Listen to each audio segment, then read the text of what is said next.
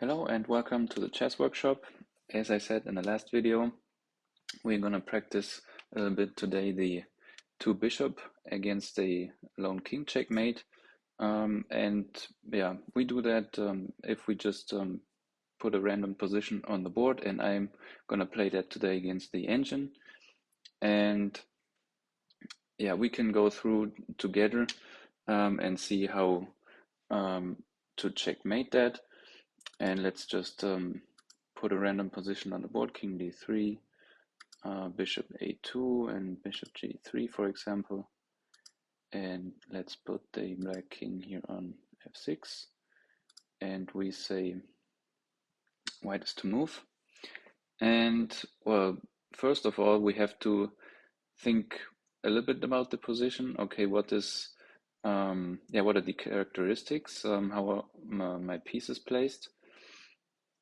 And here we can see that the black king is pretty close to a corner actually.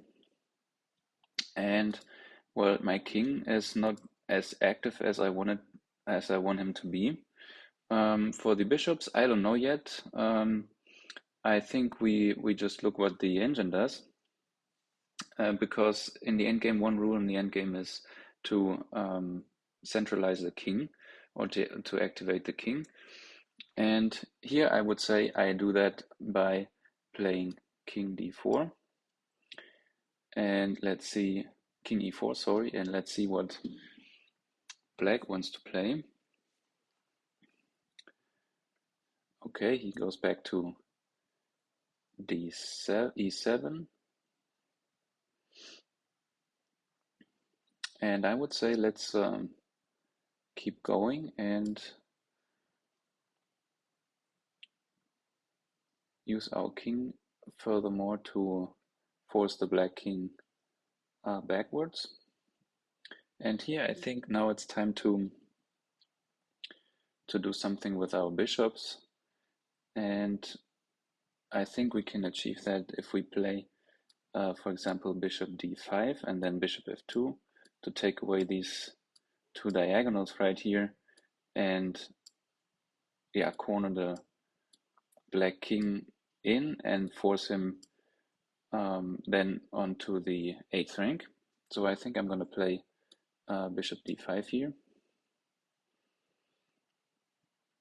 King c7. Okay, as expected, the king want to go out here, or want to escape over b6.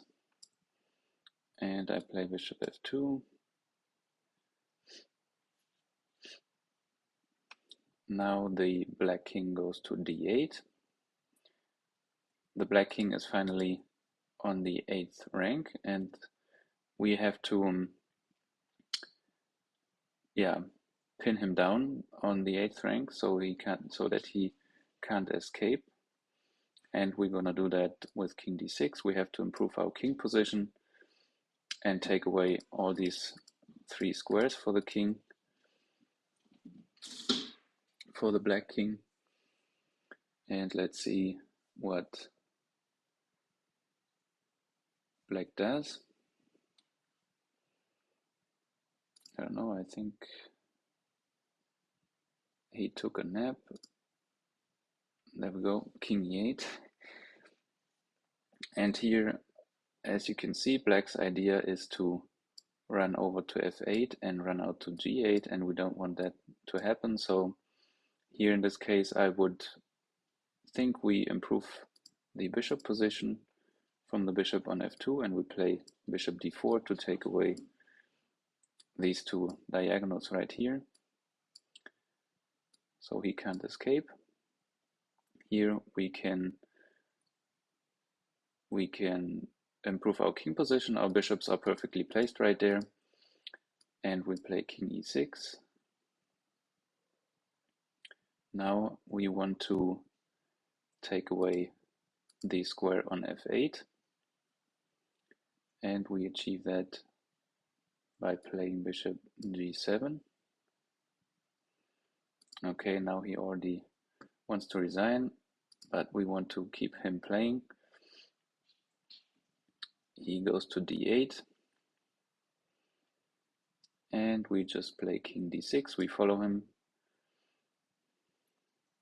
Okay, of course now he goes back. King c8 was also possible, but that only yeah, he runs basically in the corner by himself, and that is yeah in our favor. So black is trying to play the best moves. And here I think we just play a waiting move, and then we take away the square on e8. Let's say bishop e6, for example. He has to go back. Now we play bishop f7. Now the king goes to c8, and we follow the black king with king c6. Now he goes to b8, and here I think we can play, of course, black wants to escape here to a7, and is that so? Let's see here.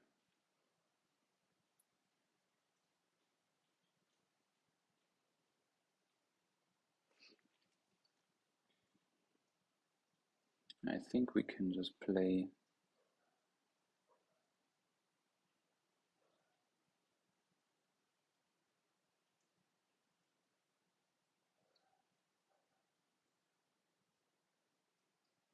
Okay, now we have to make we have to basically let the king out for a second, but then we're gonna catch him. We're gonna catch him again, and this means, let's see here. I think we can play.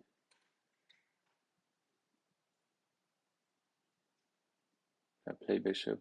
My idea was bishop e6 to take away c8, and then, for example, after king a7, play bishop c8 to not allow the black king to escape over a6.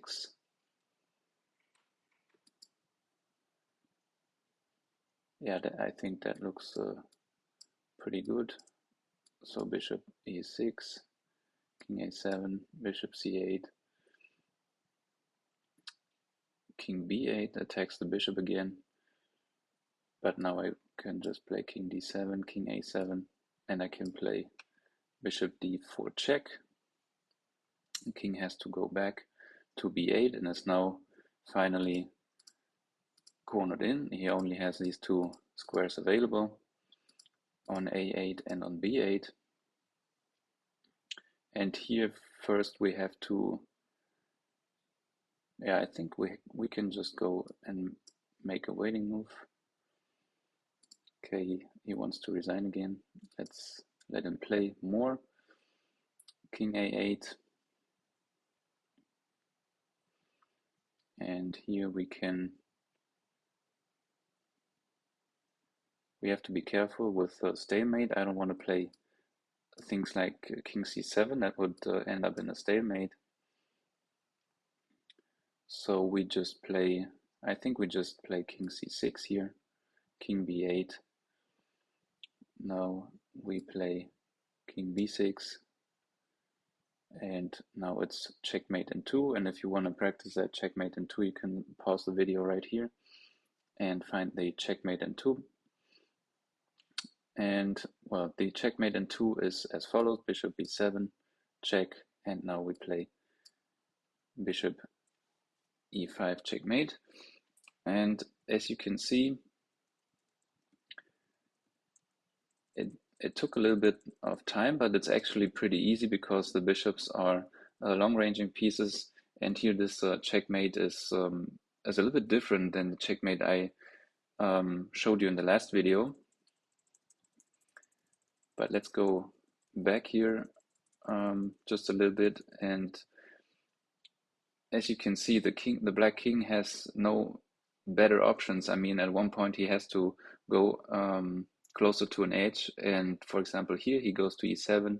We just follow the black king and force him, or force him to stay there because we gain the opposition. We'll learn more about that later.